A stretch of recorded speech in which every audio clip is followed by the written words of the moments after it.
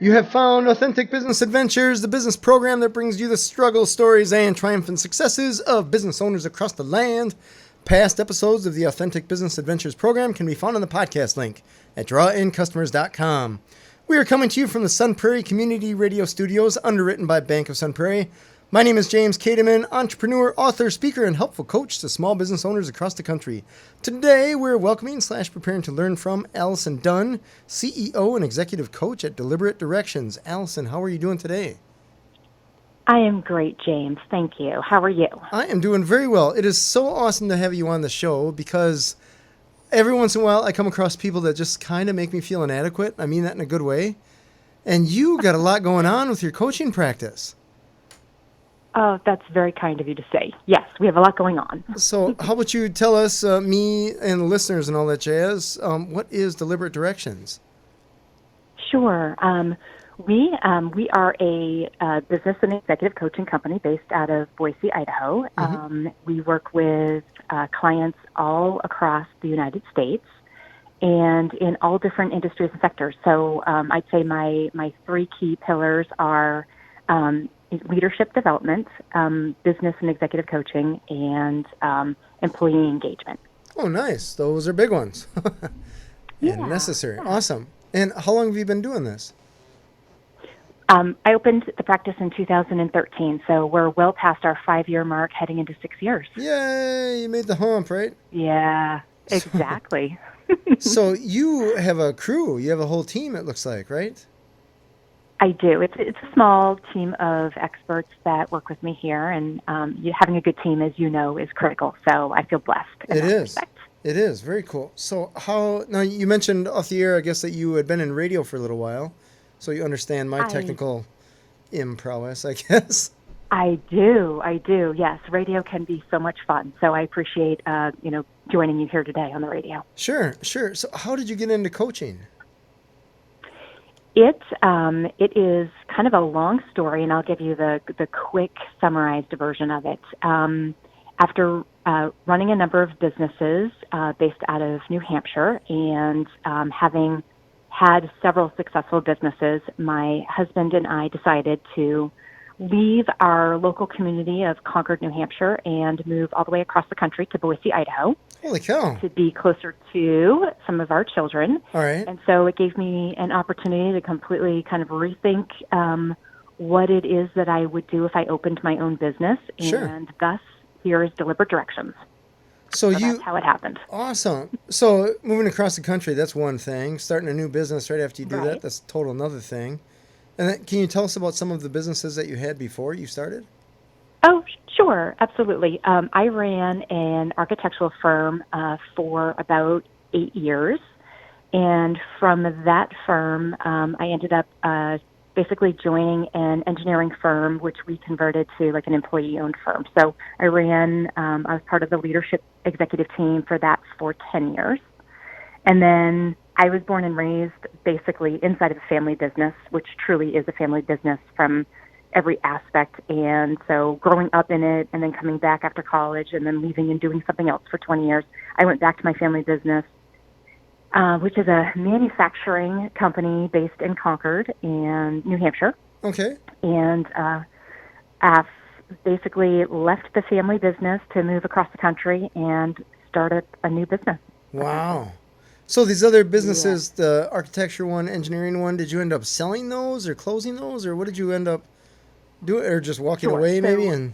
Nope. Well, it's interesting. So we ended up selling the architectural firm. The primary principal of the firm basically ended up taking a sabbatical after a 5-year run of like gigantic success and moved to Italy, and we ended up actually selling off our book of business and our projects to another local architect there. Oh, wow. The engineer, so it essentially, in essence, closed its doors, and they got acquired and merged into another architectural firm. Sure. Our engineering firm, my shares were bought out. So at the time that I ended up going back to my family's business, my shares basically went into an investment account, and I just got paid out on those shares, I guess about 2 years ago or so, which was a nice little perk 5 years later. Sure. And And then my family's business is still being successfully run by my father and several other family members. Oh, wow. So that continues on, and I invested in basically creating a brand here in the Boise market and kind of launched something brand new off the ground on its own. And I almost want to take a little bit of a step back because I can't completely own the actual name of the company. It's something that I reopened that was originally founded in the late 90s by my first mentor and also happens to be my husband's father who passed. So when we moved to Boise, I reopened the Deliberate Directions name under a new kind of business enterprise than what it was. Okay. So you said so much there in the past few sentences. I know. So your father-in-law was your mentor, is that right? Yeah, from high school. Yes. He was Wow. admissions Okay. at a preparatory school, and he took a chance on me, and definitely a significant influence in the path of where I am today, for sure. So were you in high school in New Hampshire? I was, yes. Okay. And the Deliberate Directions, so did you move that essentially or took that name or something of that nature from? No. The year I graduated high school, my mentor and his family moved to Sandpoint, Idaho. Okay. And actually opened up a awesome, cool school up in northern Idaho. And in the late 90s, he opened Deliberate Directions. Okay. So when we moved to Boise, I kind of acquired the name, reopened the business, and set it up shop under me. So I'm getting the impression that just stars aligned for you guys ending up in Idaho. Is that right? It really, honestly, seriously. Kismet, or I don't know. It's funny how life leads you in a certain path. Sure. And I am where I am supposed to be. I'm wow. certain of that. Super cool. Super cool. Yeah. So was Deliberate Directions business coaching before and they just shut it down, or what happened there? So he did do a style of coaching and consulting. Okay. Robert was a resource to executives Okay. that had challenge with their teens, so runaways and whatnot. And as you know, when you have challenges at home, especially with children that you're raising, that it impacts the business in a significant way. Definitely. So he basically, I'd say he was a parenting and child relationship coach, which is an interesting arena in all itself. Yeah. So he worked. I'm just thinking of marketing that either pre-internet or even during the beginnings of the internet, right? It's a different story Right, now. yes. You can launch anything fairly easily, but back then it wasn't. You still had yellow pages and newspapers and things like that. Exactly, and he was pretty nationally recognized for it. He was what I would say is the original founder of like the parenting blueprint, how to learn to have a relationship with your teens. Wow. So he's super, yeah, and he was obviously being a great mentor coming into my life as a teen. It's just kind of he was very talented at connecting with young minds and hearts. Sure. And understanding them. Holy cow, that is a lot going on. So is it safe to assume that you do not do the teen coaching or parent coaching? That is correct. I usually work with mostly certainly adults and adult entrepreneurs and even seasoned entrepreneurs. But I do hope in his name to be launching some youth mentorship, leadership type programs, which I'm pretty excited about. But that's not this year. That's Gotcha. something we're putting in the works for 2020. Nice. That's super cool. Yeah. So when you moved over to Idaho, did you look him up, or did you happen to run into him at a coffee shop or something like that, or how did you guys connect? Oh, that's okay. So I guess I didn't quite connect the dots entirely. So they're close though, so it's all good. When I was in high school, I dated his son. Okay. And we both stayed connected throughout the years. I stayed connected to my mentor, and my now husband stayed connected to my father. And so through our families, We were connected after 20 years, so we were high school sweethearts, and then basically re-engaged and got married in 2013. Wow. So you yeah, moved, that high got school married. sweetheart story. You Yes, moved, got yes. married, and started a business all in 1 year. Is that right? I did, and I became an empty nester of my own kiddo. So Oh, that came after college. nice. Yeah. It's sort of Never all those fun bored. That's things. fantastic. Never bored. It's interesting how many people that I've interviewed that own businesses that they decided to start a business at the same time some monumental or multiple monumental things were happening, right? Getting married, getting divorced, having kids, whatever. Right. That it's interesting. Absolutely. It's just They like, say all the stressful things, right, and to do them all at once. yeah, the year of change. That's It cool. was. It was pretty dramatic, and yet it does make a great part of the story and a ton of energy that goes into it. Sure. Sure. So, That yeah. is super cool. So, from the coaching standpoint, how did you decide that you wanted to be a coach versus just starting another engineering firm or branching out the manufacturing thing or doing something Right. in radio totally different, right? You know, when you have finally kind of a moment where you have some silence around you. So I've been employed, since I was, I feel like 2, in a family business in some sort. Like, so, never had Sure. any summers off. In our move across the country, I had intended to go from my family's manufacturing business into a local business here in the Boise market, and had been flown out for interviews and just pending job offers while we were moving cross country. Okay. And interestingly enough, basically at the time we'd done the move, the government shut down. And I don't know if you remember that. That was the fall of 2013. I had never experienced anything like that in my lifetime, but the whole market, at least here in the Pacific Northwest, like things got really, really quiet with the government shutting down. And so I unpacked all my boxes and put all of my things in its rightful place, and I just didn't even know what to do with myself. So a week went by, 2 weeks went by, and I said, like the white space of saying, like, well, if I could do anything, like I don't need to get a job. What would I want to do if I didn't, if I wanted to do something? Sure. And I just recognized I've always been a coach. It's not a term I would have ever used at the time, because back east, coaching's not really an industry. Okay. I'd say we call ourselves consultants. Sure. And so basically, once I had some white space around me, that's kind of the path I took. So I reopened and launched Deliberate Directions, and coaching has been clearly a good fit for my my style, and I've been very well received in the market, which has been Nice. great. That's very cool. Yeah. So let's shift gears into the whole marketing aspect, because you decide, okay, Sure. we're in Idaho, we're going to start this thing up. We got Deliberate Directions, which is a cool name. Now you got your laptop in front of you, something like that, so to speak, and all you need are clients. What's the next step? How do you market something like this? That's right. So I'm sure you understand this because you must have started your coaching practice from nothing, I assume, at I some did. at the beginning. So I would say I was someone who I'm pretty outgoing. The only people I knew in Boise were our 2 daughters and my husband. Sure. And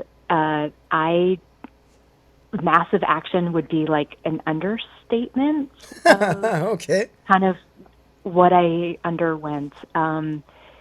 There's a point in time, I'd say about 3 or 4 months ago, they went back and looked at my original marketing plan. And so I coach people.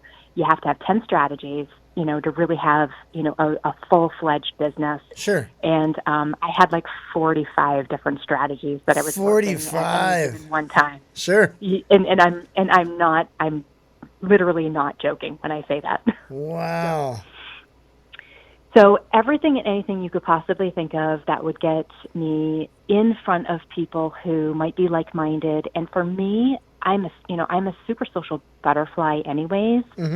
But for me, it wasn't about getting business. It was just getting a chance to meet people and understand what the market needed. And so any way I could do that was what I spent my time doing. Sure. So Boise, Idaho, I know the town in name only. I don't know much about it size-wise or anything like that. So is it a decent sized town or city, or is it? Uh, Boise in the greater Treasure Valley. So I'd say, it's a pretty condensed area. We have 750,000 people kind of in the greater Treasure Valley, which Sure. I'd say is maybe about 35 miles. The circumference is kind of the general gist, I would say. Okay. And it's one of the fastest growing cities in the country. Wow. And what do they Yeah, attribute that it has to? lifestyle and I'd say weather. Weather. We live in just a very mild climate. We've got 4 seasons, but none of them are dramatic. And I'd hate to pipe it up too much more because we have so much growth happening. You can totally That, pipe it up because we're in Madison. We just had 90 some degrees a couple days ago. We've had 20 below a few months ago. And everybody Right. that lives here at one point in time has thought about moving. Well, yeah, I'd say we have the perfect trifecta of weather, of low humidity. Just you've got the mountains, you've got the cities, you've got the river. The only thing we're missing is the ocean. So, Oh, nice. Well, that sounds all right. yeah. That sounds all right. Cool. So did you decide initially that you were going to market nationally, or did you figure you're going to start out in Boise or in and around Boise and it just blossomed from there? So my focus definitely started in Boise, and that's where certainly like my first few years of clients, were based out of. And then it's just funny how you get, obviously working with clients that have branches outside of Boise, and then my ties back to New England brought me all the way, to the East Coast. And so I have through, I think, being a specialist in certain things has allowed me to go, certainly beyond my city, which I love.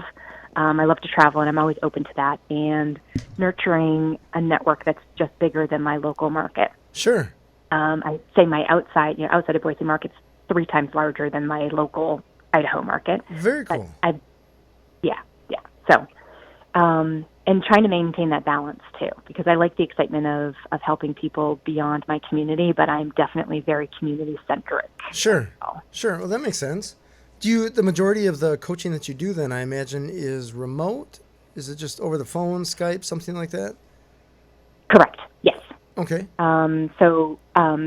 My face-to-face is, I'd say it's about 50-50, if that's fair. So Sure. 50% is through, calls like this or like a Zoom, Skype, and then 50% of it is in face-to-face.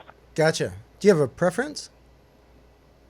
I am someone who picks up on energy a lot. So for me, having the opportunity to really see someone and pick up on the cues that they give beyond what they're saying. Sure. So I'd always choose face-to-face first, but when you remove the ability to see someone, it is amazing what you can hear with what someone just says, what they say. Completely fair. But I totally agree with you. I love over the phone stuff and all that jazz is cool. I feel like you can get a lot of work done, but in person, there's just no match for it.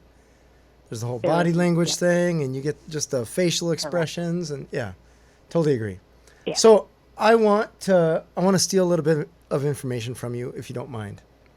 And this is something that I've reached out to some of my clients with another business that I have that are in, we'll call it the session service world. So whether they're psychologists or massage therapists or just acupuncturists, stuff like this. One of the hardest problems or challenges that I have, the biggest challenges, I should say, outside of employees, it's a whole nother realm, is when you get talking with someone and you're in, let's say, a 60-minute session or a 90-minute session or something like that, and with some people, it just takes a while to get them going. They got a wall up, and you have to work to take that down. And by that time, a lot of times, time's up. So I've made the mistake, I call it a mistake, I've had sessions that have gone 3 hours. I'm like, there's no way that you can make money doing a 3-hour session routinely. Wow. Yeah, that's not good. We just end up talking a lot. We get a lot of stuff done, but I'm like, it's 3 hours. So how do you end a session or bring down a session? You know what I mean? Sure. So I So I have a couple of things that I do that I think help that. Okay. One is when I start working with someone, so it's the buildup. It's the faster you can get going, the quicker they start to see results, the more that you can actually add value. So Sure. when I start with a client or a team, I always plan for a larger dedicated session where I really get to dive deep into understanding if their team's aligned, where they're coming from, what's important to them personally. So I'd say, having a really, and it is rather intensive.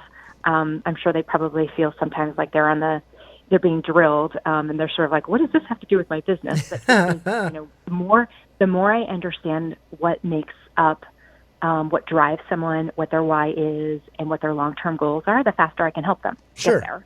And identify what they're doing that's not helping them get there. So a larger kind of an initial session. Then the way that I work my packages is it really is time-driven.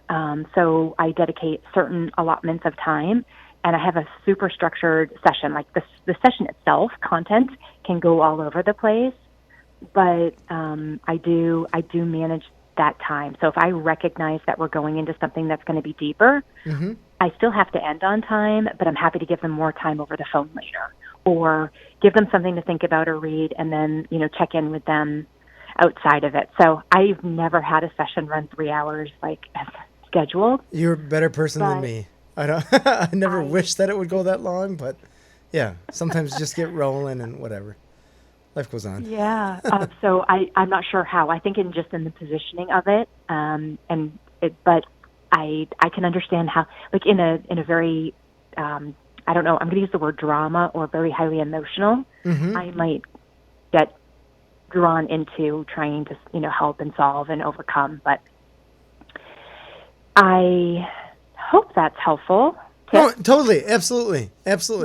Yeah, I've had, so this is just me personally. Like I've had more than one, like it wasn't just one, it was too many to count, Right. 3+ hour sessions where Wow. I come from the background of being I used to be a mechanic years ago. And so I'm always trying to fix something. And sometimes like when you're working on a car, you're going to fix the brakes or something like that. And you get the brakes apart and you're like, oh, the wheel bearings are shot and we already have it apart. Let's just take care of it now. And oh, hey, your struts, we already got it apart. Let's just knock that out. And pretty soon what was going to be a 1 or 2 hour brake fix is now an all day. Let's just rebuild the entire front end. Because you're in there, right? And so I'm just fixing.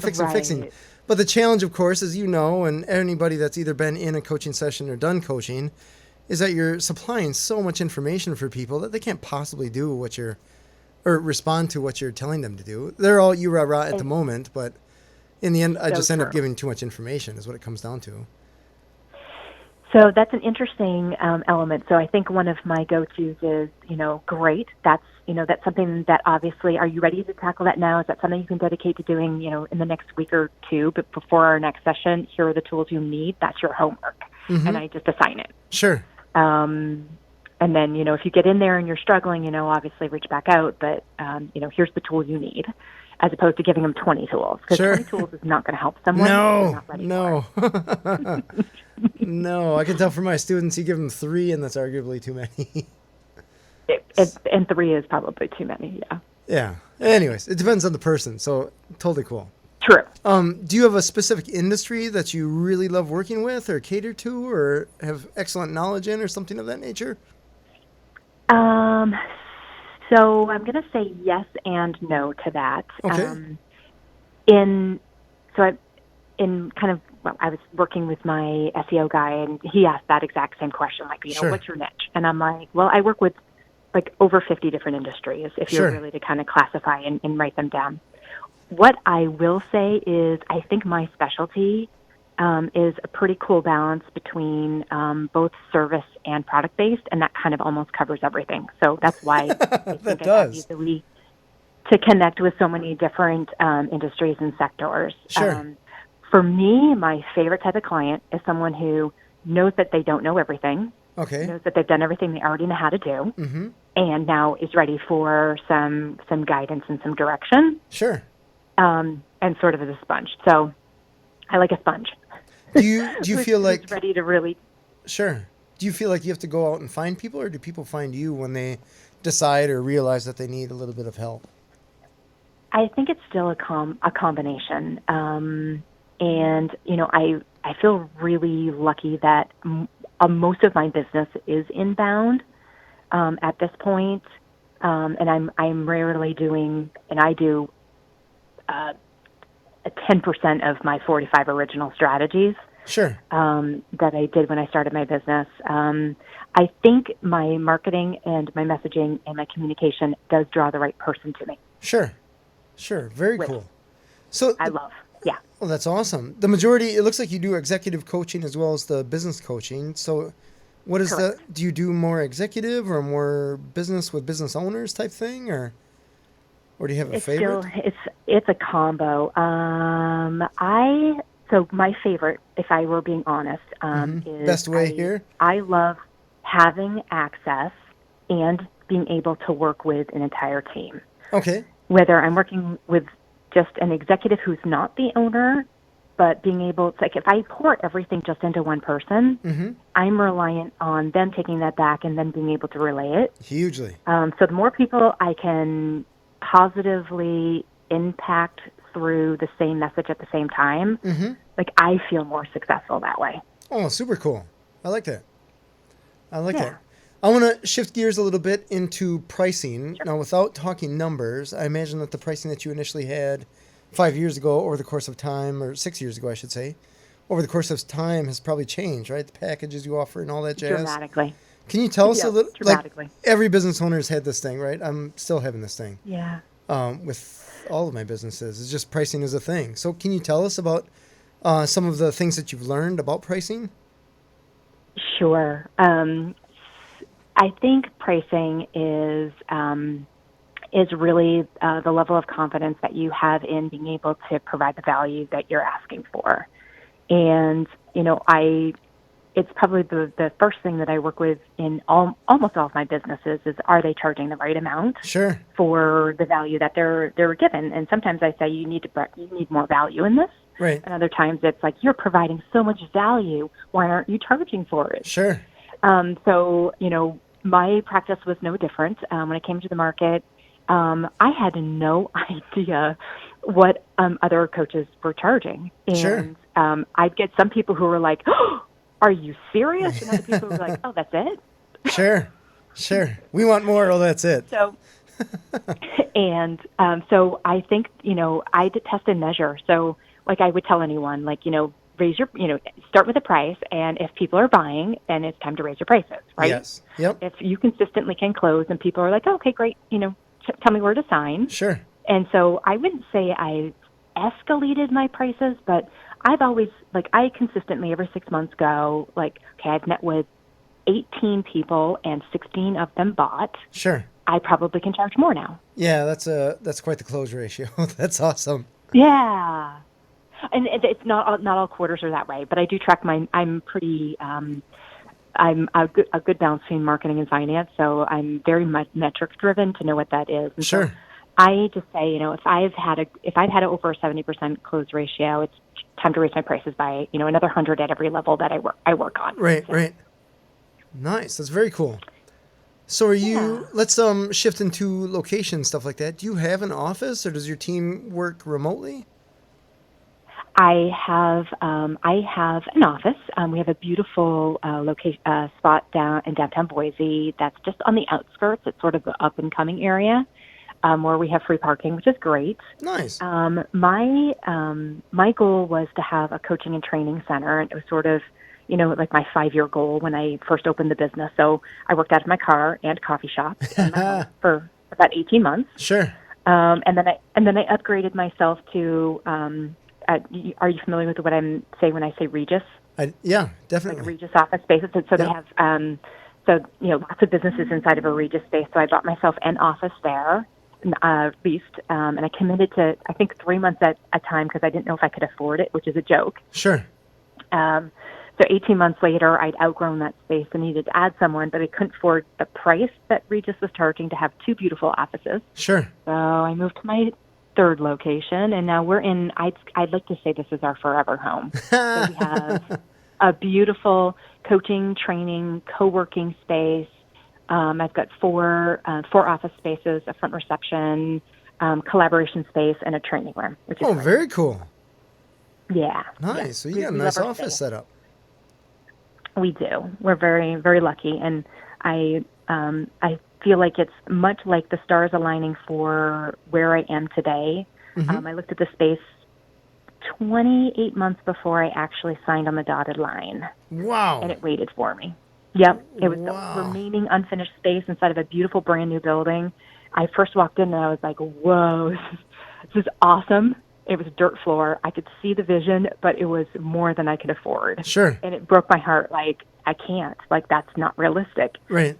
And 2 years later, when I was back out in the market after my third office, I was like, is that space still available? And it was. So Nice. I did it. Very cool. That's awesome. Mm-hmm. So as far as coaches go, is it you, the coach, and then everybody else is more or less support, or do you have additional coaches with you?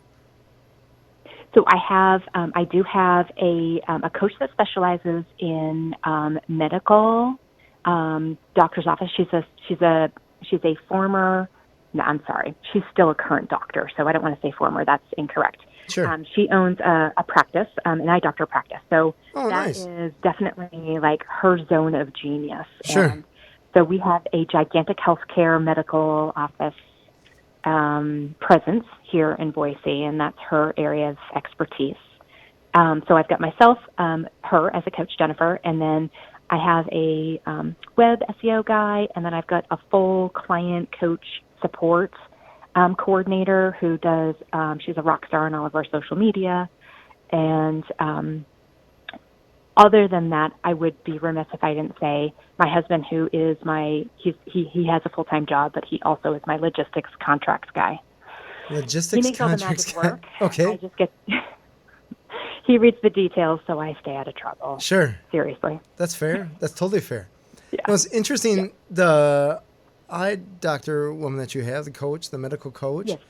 that's got to be a gold mine, because I imagine something very focused, very niche, and she's actually got a practice that she has real world experience there. That's got to be phenomenal. She absolutely has a ton of credibility. Yes. Yeah. We And she's. Oh, go ahead. I was going to say, and also someone that I've had the opportunity to coach for several years. So she coaches exactly the way she's been coached. Oh, very cool. So it's been a kind of a client transition. It's been super fun. Sure. Nice. So that leads me to, I guess you're just perfect at putting up segues here for me. Easy pitch here. So coaching the way you do, there's a lot of coaches that I run into that have, they just buy into a franchise of whatever, and they get that curriculum and just kind of drink that Kool-Aid more or less. And there's other coaches, I guess like myself, that just come up with their own and run with that. Where do you fit? Have you bought into anything, or did you make up all your own? Oh, it's such a great question. So I did buy a franchise. Okay. And I have successfully completed my franchise obligation. And Nice. And in addition to that, so that's my original certifying agency as far as being a certified coach. Sure. Then I've also done additional licensures under other accrediting agencies and kind of leadership specialty stuff. So I do create my own curriculum, and I am an avid, I'm sure as you are, a sponge for anything business and self-development. Constant to a fault, yeah. And then I have all the tools that made my other businesses successful. So I've got a great toolbox that is a blend of a whole bunch of different things. Okay. And I really admire people like you who did get out of the gate, just start and create your own. I didn't have the patience to get started. Oh, that's fair. I that's totally appreciate fair. Having some assets. Yeah. Yeah, I wouldn't necessarily say that I did it right or wrong. Maybe it was just stubbornness. I was just saying I appreciate that. Yeah, it was, it's one of those, my wife's a teacher, so she helped me lay down some curriculum, or at least even to know what the word curriculum meant. So, right. Yeah, it's so interesting, I guess, and you probably see this in your sessions. You're talking with someone, just especially an introductory session, And then, like, for an example, I had someone that we're talking about her business and all this stuff, and she's just starting to crack a little bit. And I was like, what is going on here? And then over the next few minutes, she tells me that she's getting a divorce. And I'm like, I don't think this is in any of the curriculum that the other places have. So we just have to navigate that, right? Right. And sometimes I recognize that I just like, I am not a therapist. I'm not qualified to help with certain things, and just to recognize like when a psychologist or a therapist is needed versus a coach. Yeah. But I truly believe we bring our whole person to work, and our whole person sometimes has personal things that, we as coaches, we get to help them overcome faster. Mm-hmm. Very true. Very true. So, yeah. I have employees all the time that I have to help with that. But yes. that's we all do. It's all good, right? Employees are people. Mm-hmm. So Absolutely. You've been a coach for a while. You've had a few businesses. You had a lot going on. What are some tidbits or some tricks of the trade that you would recommend to people who are considering, let's just say someone that was considering starting a business? If your best friend say, hey, Allison, I'm thinking of starting a business, what would you tell me? I would say a couple of things. I'd say the most common thing that I see people who decide to start a business doing is that they don't really have a plan. And so you don't need a 100-page business plan. I'm not suggesting that. Sure. But actually having some written goals and sort of a longer view of what it is that you think you're trying to create will help you get there going so much faster. Sure. So one, have a plan. Two, understanding what your strengths are, or as an individual, like as the owner, and doing your very best to quickly identify ways to leverage out the things that you're just not very good at. Sure. I think the kiss of death for most businesses is that we never take off hats that are no longer serving us. Yes, more plates to spin, right? Mindset. Sure. Right? For the scarcity mindset of, I don't think I can afford that. Sure. And I can prove over and over and over again that in logical, smart, small steps, we can afford to do anything. Sure. And then I think I would be remiss if I didn't say that I think the one thing that any business owner should do is get a coach as soon as they can afford one. And I know that seems self-serving, and I don't mean it that way, for us, right? Sure. But having someone who is been through, is capable of helping you get where you're going faster, so much faster than if you were to try to trial and error it on your own. Sure. Obviously hiring someone who works for your personality, but my business wouldn't be where it is today without the help of my coaches. Sure. For sure. Right. I totally agree with that. Yeah. It's interesting. And getting an employee. Oh, yeah. Because you don't really have a business unless you have a team. Yes. Yeah. Yeah, it's interesting you mentioned getting a coach, because my first business when did I start my first business? 2006. So I think I had a coach in the neighborhood 2007, 2008, something like that. And that was a train wreck. Just because, from my personal opinion, or just looking at the math, that coach didn't have my best interest in mind. Coaches since then, I was new to the business and I didn't necessarily know what I needed or didn't know. I had no idea what I knew. Right. I had no idea what I didn't know. Probably more of the latter. The whole employee thing, I thought I had that figured out. I totally did not. Anyways, there were some coaches that were not great that I've dealt with, and there's other coaches that were insanely helpful. Just like, I don't even know. I suppose they're like a daycare provider. There's no way that you could possibly pay them what they're worth, what they've helped. You know what I mean? Right. I say daycare because I never know. Absolutely. Like, daycare can't be too expensive, but they're also taking care of your kids. So what is that? What is the value of that? Right. So you can run your business, right? Yeah. Right. Yeah. Totally true. Right. Let's now shift into you from personal level. How did your husband or fiance at the time, I suppose, feel when you said, hey, I'm going to start my business or start a business? So when I told him that I was going to open a coaching practice, he said, oh, what is that? What is that? So I awesome. tried to explain it. Okay. And he said, that sounds awful. Awful. All right. Yeah, he said that sounds awful. He's like, how do you know you'll even like that? And I'm like, I just, it's what I already do. That's what I Sure. recognize. And he's like, oh, yuck. So So he said that I because he just didn't leave on think it. that you would enjoy it, or he doesn't think that he would enjoy it, or It is. He doesn't think that he'd enjoy that. That would be like, him coming in and saying, "I'm going to open a restaurant." I'd be like, "Oh, that sounds awful." it No. totally does sound awful. Doesn't it? Interesting. That's That cool. was his reaction. It was like suggesting I was opening a restaurant. Sure. All right. All right. So was But this? he is by far my biggest cheerleader in every way. Lucky to have that. So Sure. he's come a long way around on it. Nice. Well, that's very cool. So was this before or after the wedding? This was after the wedding. So After the when wedding. we moved to Boise, we got married back east and then moved here. Oh, nice. So he's like, wait a second, I didn't sign up for this. True. But it worked out. It worked out. It's all good. Yes. Yes. What wa- Yeah. He's been the first. He's, as all this good business owners need, is someone saying you're working too hard. You know what I mean? Sure. Like, I think in that sense, you have to put a love into your baby when it's launching, and he pointed that out a lot. Like, Sure. could you just put that down? I'm like, okay. No, I can't. No, it's so much fun. I understand what you're saying. It's always on, always on. Yeah. But Yep. you got to learn to turn it off sometimes. I want to ask you in regards to challenges of starting your business, because I imagine it wasn't all Sure. rainbows and unicorns. So what were some of the biggest challenges you had with opening your business?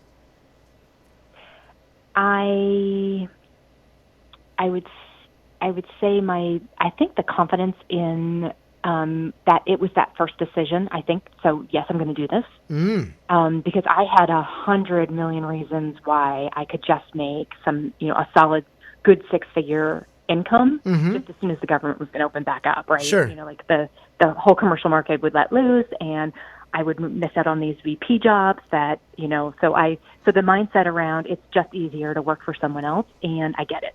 Sure. Because sometimes I think it might be.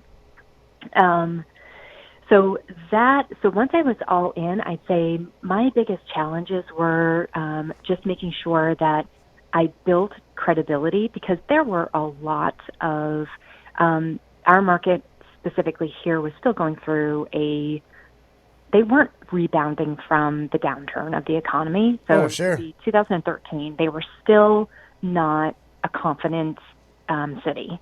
And in the downturn, a ton of people opened up solo coaching practices. So I truly was a dime a dozen. Sure. Oh, in interesting. the sense Okay. of everywhere I went, I ran into someone who was a business coach. Like, I thought I'd chosen something so uniquely me. And then my first networking event that I brought my shiny new business cards to, Sure. the first 10 people I met were a coach of some sort. Oh, no. You probably felt like a mortgage broker. Seriously, I kind of felt that way. And I went home and said, I've made a big mistake. Sure. I don't know how I'm going to set myself apart. So the upward struggle, I'd say, that I feel like everyone needs to go through is to show up, to be consistent, to be congruent with what I was saying, and to basically give, knowing that something that it would come back to me in return. And Sure. so going about it, my husband makes fun of me in a very abundant way. Like, I did a lot of complimentary coaching to just get people to say, like, I did what she said and that was amazing and it helped me. Sure. And grow it from there. Sure. So living without a paycheck for a while Sure. is the way that I would say was, but feeling so rewarded by doing it that way too.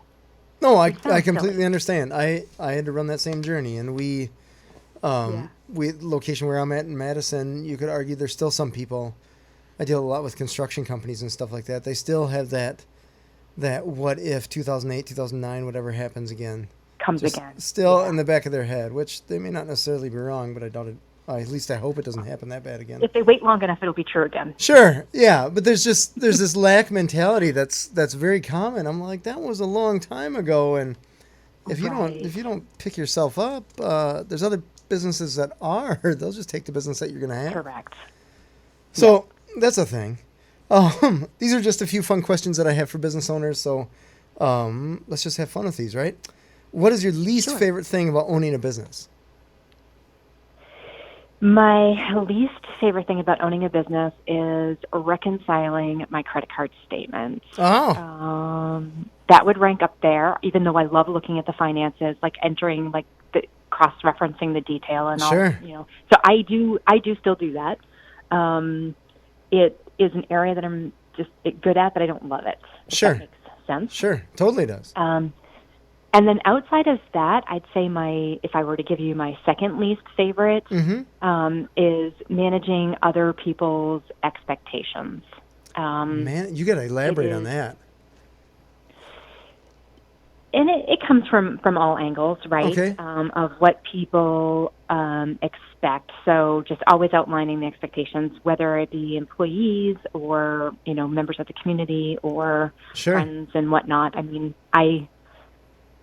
in conversations, I feel like people are like, so what's your coaching advice on this? I'm like, we're having wine. I want to give you my coaching advice. You want to pay for a session? We can totally help you out.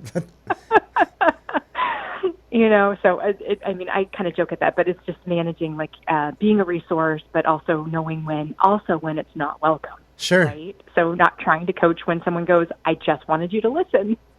Oh, I have that problem with my wife almost on a daily basis. Don't tell me a problem if you don't want a solution. Right. So I'd say those are my two. That's fair. That's totally fair. Yeah. Would you mind sharing the most expensive mistake that you have made in business? Whether this business or even the businesses that you had before, the most expensive mistake that you made. Sure. I have made so many. Oh, we all have. It's all good. So I will just share this quick story because I think this is the one that my mind feels the most guilty about, and I still haven't done anything about. So I haven't resolved it. Sure. While I was at my certification training in the opening of my business, I got trained by a very, very, very successful master coach who was selling a financial platform. Mm-hmm. And it was just today, right here, right now, $5,000. It'll do all of this magic. It'll do everything you need it to do. Sure. And I was like, oh, great. A financial mastery tool. That's going to be one of the biggest things that we have. And, I know every business is going to need this. Mm-hmm. And so I downloaded it. It's archaic. It's not CDs. It was not as functional, and it was like it was literally as if I just kind of put a $5,000 pile in the middle of a table and just kind of set it on fire. No. All right. Yeah, I've been there. Yeah. We've all been there. I could have done a lot of marketing with that. Sure. I totally understand what you're talking about. Yeah. Just trusting someone who goes like, this is what you need, and I wasn't ready for it. Sure. And then I didn't know how to use it, and then, so forth. Right. Interesting. People just want an Excel. Could you give me that in an Excel? I'm like, no, I can't. You have to give me everything, and then I enter everything. Right. It's silly. Interesting. Oh, that's good times. And it makes me upset still. I can probably because this person was someone that you consider to be honest and full of integrity, and when you get a product like that, they're not. Yep. So yeah, I totally understand that. Yeah, I've been duped before like that. What is your favorite thing about owning a business? I have finally been able to create really a vehicle that, and like I like to say, that not only gives you a living, but also gives you a life. Sure. So we have traveled to 8 different countries in the last 5 years, and I attend conferences. I love to learn from the best. Sure. And so I've been trained by some of the world's best business coaches and authoritarians in their sectors in business. So just the ability to invest back in myself, knowing that that's what I get to bring and give value to my clients over. Sure. So a control of that. And I get to work 4 days a week for the most part. Nice. So I've designed a practice that's Monday through Thursday. Congratulations. That's awesome. Thank you. It is. It's pretty nice. I have to admit. Sure. That's cool. That is cool. I just have a couple more questions. We're going to try to squeeze these in here. Can you tell me about the relationship that you have with some of your competitors? Super collaborative in a lot of ways. We, for example, I put on a leadership conference this past October, and I had 4 very, very highly well-respected coaches run and lead breakout sessions. Oh, nice! Because I alone couldn't do it, and I wanted to kind of tee up lots of different areas of expertise, and so they came in, they pitched in. So I'm a collaborator. Very cool. I would have 20 coaches on my team if I could, figure out how to make that all happen. Sure. But I appreciate that everyone brings a different perspective and what coaching has done for me. So, and then there's a lot of, less, people I wouldn't collaborate with as well. And so it's just knowing who to surround yourself within a collaboration setting. That's fair. That's fair. The last thing I have for you is what do you measure to determine success in your business?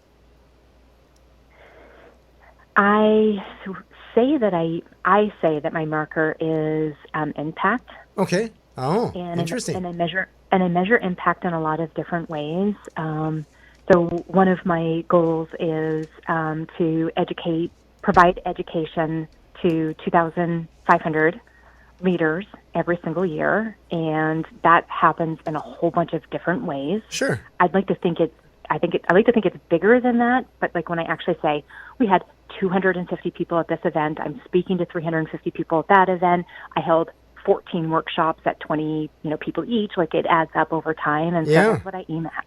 That is very cool. So impact. I like that. Thank you. Clever. Allison, this has been awesome. You have shared a ton with us, and I have to admit that an hour went by crazy fast, so hopefully you had good fun. It did. I did. Thank you. Yes, very much so. So if a listener wanted to reach out to you, what would be the best way? I would encourage them to find me on LinkedIn and or at www.deliberatedirectives.com, or Allison Dunn on LinkedIn are my two go-tos. Awesome. Cool. Allison, I appreciate you being on the show. Hopefully you had fun and the listeners learned a lot here. This has been Authentic Business Adventures, the business program that brings you the struggles, stories, and triumphant successes of business owners across the land, coming to you from the Sun Prairie Community Studios, underwritten by Bank of Sun Prairie. My name is James Kademan, and Authentic Business Adventures is brought to you by Calls on Call, offering call answering and receptionist services for small businesses across the country, on the web at callsoncall.com, as well as Draw In Customers Business Coaching, offering business coaching services for entrepreneurs in all stages of their business, on the web at drawincustomers.com. And of course, the Bold Business Book, a book for the entrepreneur in all of us, available on Amazon and wherever fine books are sold. We'd like to thank you, our wonderful listeners, as well as our guest, Allison Dunn, CEO and Executive Coach at Deliberate Directions. You can find her at deliberatedirections.com. Allison, thank you so much for being on the show. This has been a blast. Thank you, James. It has been fun. Find us airing on 103.5 Wednesdays at 1 p.m., Sundays at 2 p.m., as well as sunprairiemediacenter.com.